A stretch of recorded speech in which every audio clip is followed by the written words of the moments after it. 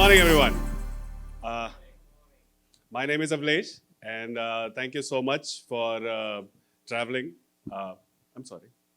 I'm good with this. Yeah, it's fine. Yeah. Thank you so much. This is my first time in Riyadh, and I am super excited to be here, despite trying several times in the past, change of plans, etc. I could never make it, but this time around, I'm so glad that I'm here. Except for the traffic, I love the place and I love all you guys.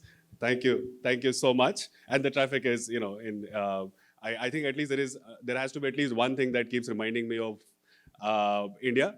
That's thankfully traffic. It's exactly the same. Um, but I'll while we have a lot of things to talk about today, the the most important is is things that I want to share about who we really are and what brings us here. Why are we here? Amongst all the great things that's happening in the region for the last few years, what makes us come all this way, all this way far away from India? I do want to share that story with you before this day rolls. So please bear with me. This is going to be a bit of nostalgia, a 12-year long journey translated into some stupid-looking deck, which we'll go through.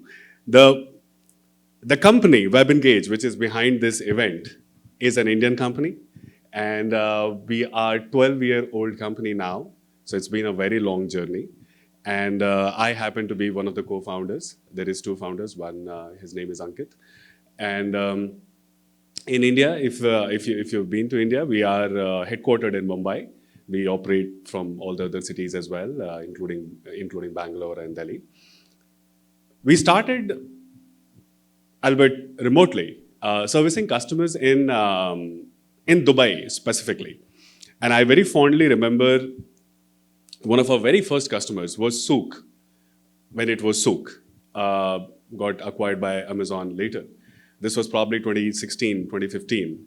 And, they just dropped us an email, said, oh, we are interested in the product, want to take a look at it. Most of us had no idea who is this company, what does it do. Of course, naturally, we found out as much as we did and said, oh, this seems like the largest e-commerce company in the UAE. We should definitely talk, which we did. And they ended up, thanks to them, they ended up being a customer. We've not looked back since then in our commitment to the region. I think what we discovered during that time was that there is a market which we are very oblivious to, which we don't understand very well at that time. But there's clearly something happening.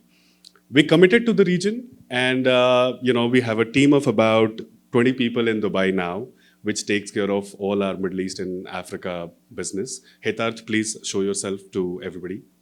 That is Hetarth, ladies and gentlemen. Please, thank you.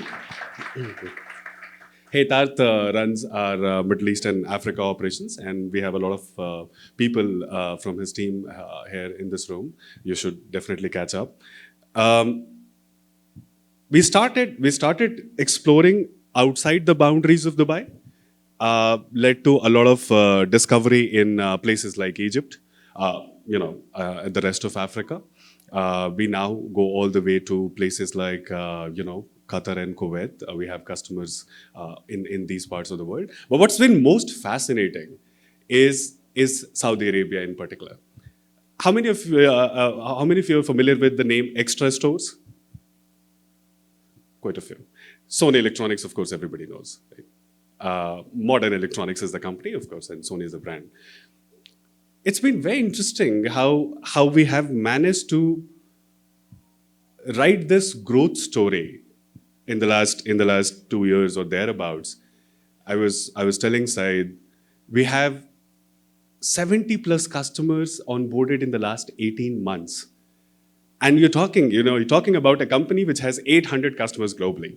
We operate in India, we operate in the Middle East, we operate in Southeast Asia, mostly Indonesia, and Latin America too, mostly Brazil, right? So customers are very spread out, but one particular region, which is where we all are, has been about 70 customers for us in the last 18 months.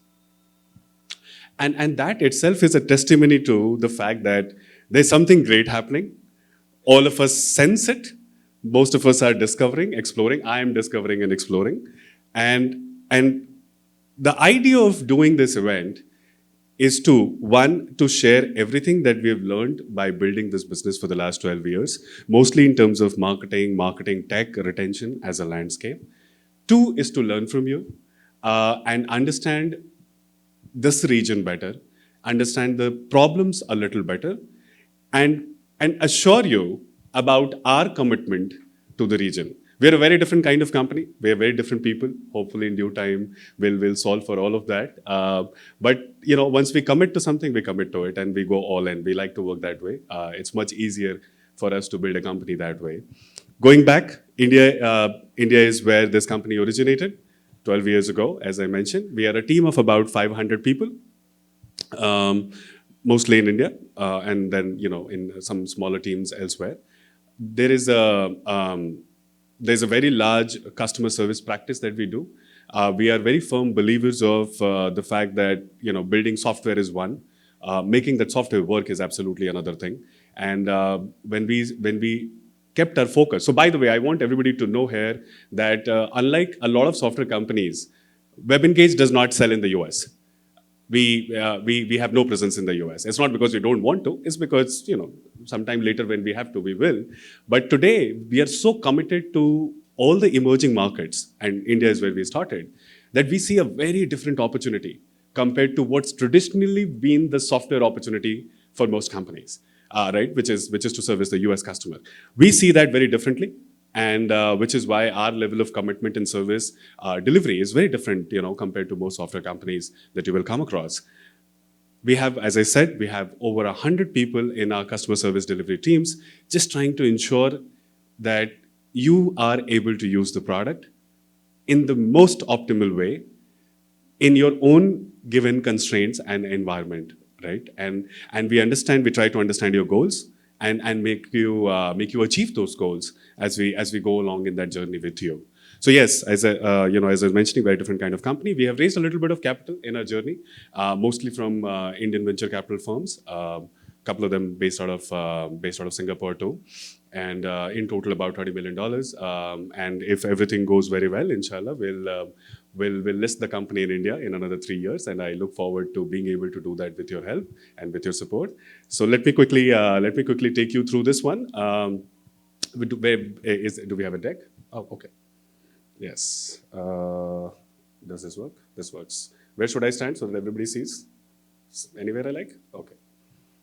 All right. So this event, we call it EngageMint. Initially, we did not like the name as much when we started doing this in 2006, but now, we have already spent so much money on branding, so we can't change it. So please like the name. My request, even if you don't like it, please like it. So this is EngageMint. We started in 2016, and it was a very small attempt to solving for what I was mentioning earlier. In the whole landscape of retention marketing is very complex. Some of you are practitioners. Okay, how many WebEngage customers in this room? Just a quick show of hands. Not bad, not bad. We need to do better, but this is good. Okay, thank you for coming. And there is how many in the room are actually there? Anything to do with retention, marketing, analytics, data? How many of you as practitioners deal with it? Quite a lot of people. Okay, so we have a good gathering. Thank you so much for coming. All right, so hopefully, this day will be very useful to all of you because that's essentially what our practice is all about. And this event, when we started in 2016, the idea was to essentially get a lot of practitioners together so that they can share their insights as to what the challenges really are and how to sort of navigate those challenges. It's not necessarily about using a product, one or the other product, but more about how do you think of retention in your business? How do you model the data? How do you sort of select the problems that you wish to solve for, right? And so on and so forth. So with that intent, we started in 2016. It's been a phenomenal ride to the point that, so we started the company in 2011. And EngageMint first one was in 2016. We have done 9 or 10 editions, I guess. This is probably the 10th one. And engagement itself has traveled to so many places along with WebEngage. And the great irony is that a lot of people who now know engagement as a brand, they don't know WebEngage is the company behind it, which is great, by the way. So that's always been the aspirational value of how we wanted to create engagement as a learning paradise. So yes, once again, thank you so much for joining in. Amongst all the community initiatives, right, that we try to do, engagement is one of them. Every every region, right, and every category, subcategory goes through its own learning curve when it comes to learning about, what are the best practices, what should I do, right? What we try to do is at least try to bring in a certain level of insight and knowledge and a playbook into action so that you don't start from zero. We fast track that learning curve. Level up programs and workshops that we try to do are largely aimed at operators, trying to get you up to speed as quickly as we can. And not just the level up programs. Across the board, while selling software, building software is core of what WebEngage does, we are equally committed to building the community around it so that people learn from each other. We are able to aid in that learning as much as a facilitator we can. We actually do one-on-one workshops now with customers at a certain frequency. We have their entire team. Sometimes we have done workshops for global teams in a physical location with as many as 80, 90 people participating from a company, from a single company. If you had asked me all of this 5 years ago, this was unthinkable, for even me at that time. But we've been able to scale our learning and level up operations with our customers, with other partners in the ecosystem. So please, by all means, as a company, while Hetarth and team will try to sell you the product all the time, but as a company, you can always look up to for building more capability internally within the team, and look up to us to be able to help you in scaling that knowledge up. We are very, very committed to it. So please always feel free to ask as a customer or not even a customer, by all means. We're very happy to help there. Yes, we take pride in all of this. We do a series of roundtables throughout the ecosystem. In India, here in the Middle East, we also do this in Indonesia. And these roundtables are essentially very closed formats.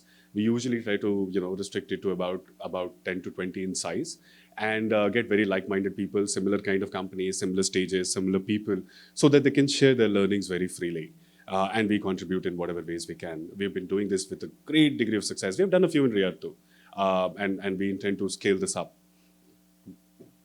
We'd like to believe that this is true, and we do as much as we can to cement our number one position. And with all your love and support, hopefully we'll continue to be able to do this.